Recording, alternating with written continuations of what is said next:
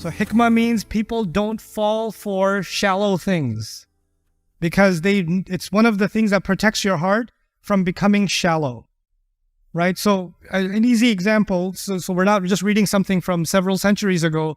You can think about right now, you posted something online about how you are, living a life of sabr and tawakkul, because people like to post their spiritual status nowadays so that because the angels don't check you, they now check your Facebook to see if you're in a state of sabr. So you take a picture of yourself. I don't know how you take a picture of yourself making dua, but people do apparently. And then when tawakkul in Allah is all you have left. And then they post that on their Instagram and they put a little, I don't know why, every one of these videos or pictures and these people's stories, they have this slow, it's supposed to be Islamic music, I think, but it sounds like somebody dying slowly.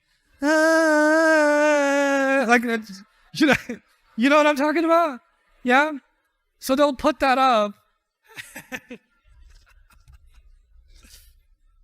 But now that you put it up, of course you put it up for the sake of Allah. Yeah. And now that you put that up, you keep checking how many teary-eyed, round, yellow faces did you get? How many hearts underneath it? How many mashallah? How many, and your entire, your perception of value is now associated with something so shallow.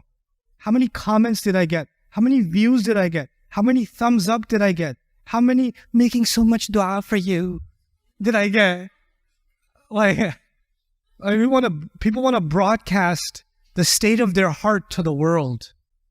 And this, by the way, on a side note, he says, hikmah means that you don't get hypnotized by the glitter of this world.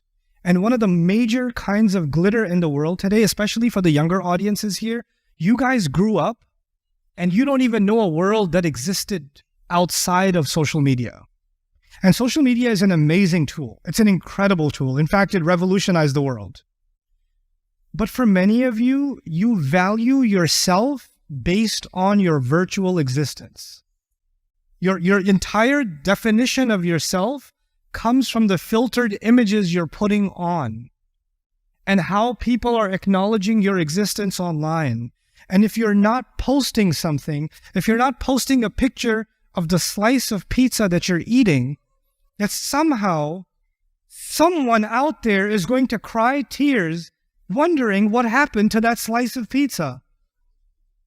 You must contribute to the world.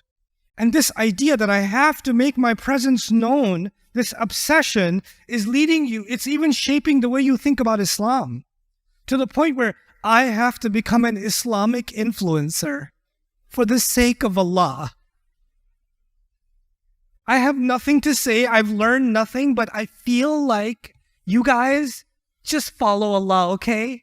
For the sake of Allah.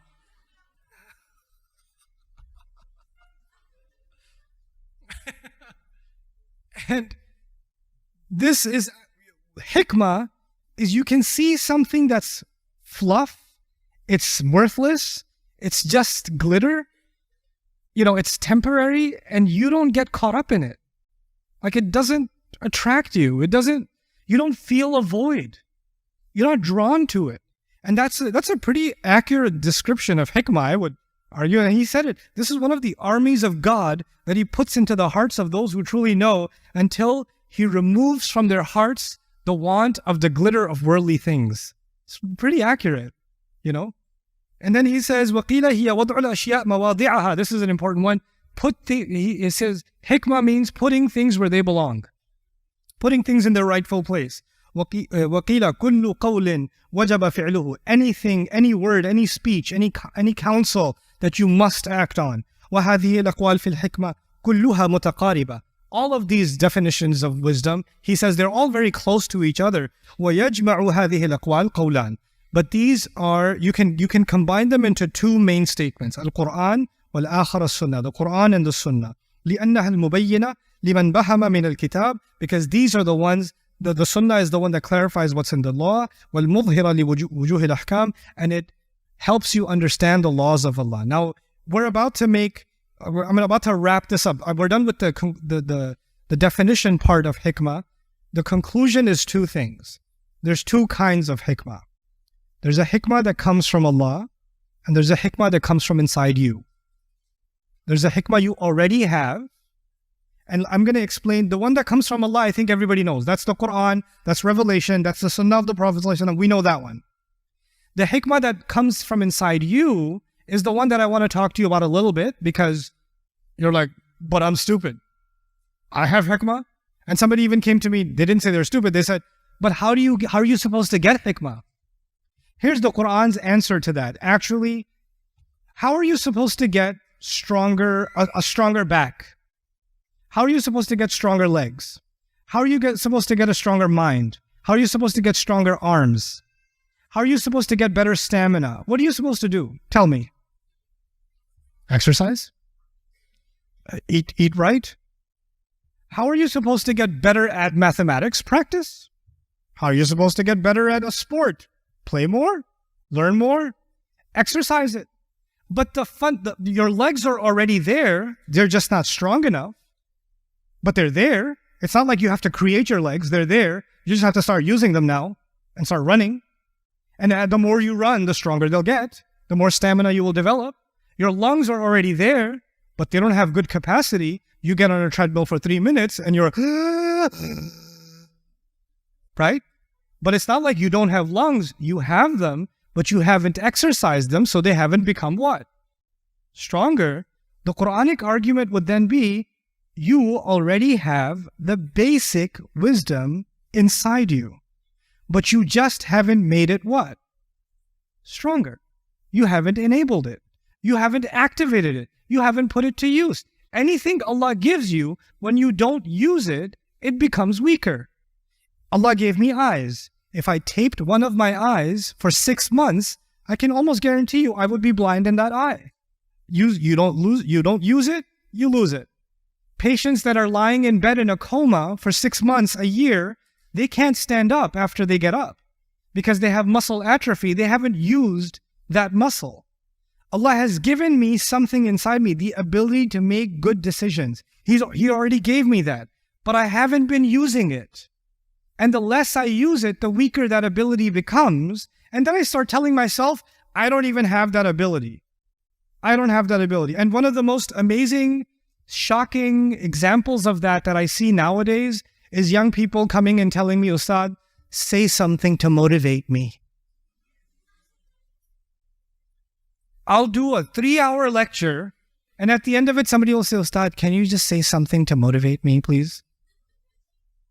All this time I was making pakoda. What was I doing? Something to motivate. But then I ask myself this question, when you say something to motivate me, or I need motivation, please give me something to and then you have all this like Islamic, well, how are people consuming Islam now? How are we learning Islam? We're learning it from 30-second TikTok motivations, right? Get Mufti Menk will say something, or I'll say something, or somebody else will say something, and you're like, motivated, right? And then you go back to demotivated. I need a motive. Oh, you know what this is? This is actually a lack of hikmah. And why am I saying it's a lack of hikmah? That means I'm not driven enough within myself. It's as if I don't possess the ability to have strong will. Somebody has to give me will and push me forward. And unless they do, I can't move on my own. I'm incapable of my own. I need somebody else to inspire me. I need somebody else to push me. And I ask myself the question, when Allah talks about Ashabul Kahf in the Quran, those young people in the cave, who was their motivation? Like, who was there? Did they say, hey man, I'm feeling really low right now. Is there anybody got a connection? Let me just watch some motivational videos, at least a tech talk or something as we go up this mountain. It's getting pretty high. What motivated them? Something inside them that's very powerful was already there for them to be able to challenge their entire society even at a young age. Isn't that true?